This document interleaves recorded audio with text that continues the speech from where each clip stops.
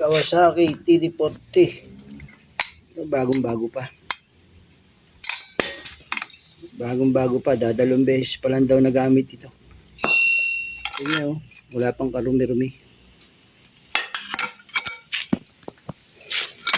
Ang problema, lumigay ang piston.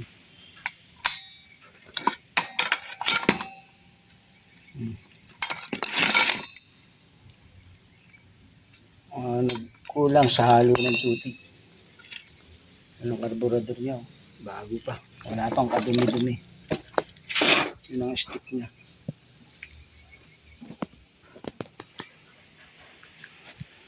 Dalawang beses pa lang daw nagamit ang grass cutter na ito. Makapal pang lining. Tingnan nyo, wala pang kadumi-dumi. Pero bumigay ng piston.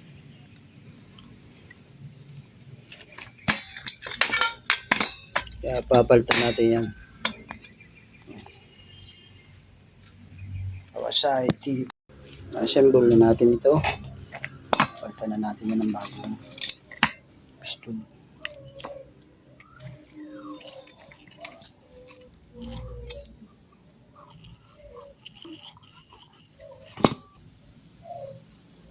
Buuin na natin yan. Ito na yung Kawasaki TD40 na nasira ng piston.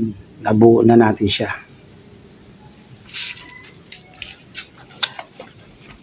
Nakakabit na ang kanyang karburador.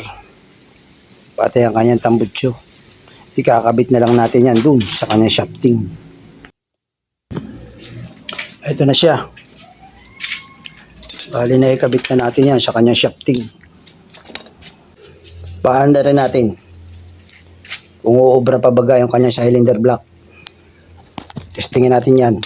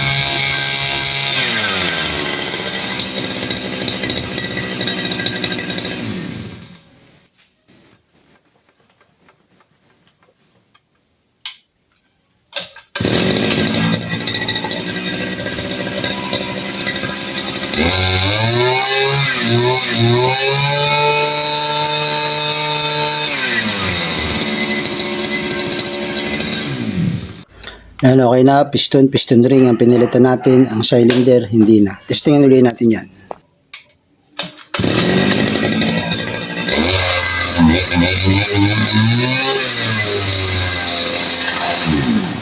Okay, Dok. Thank you.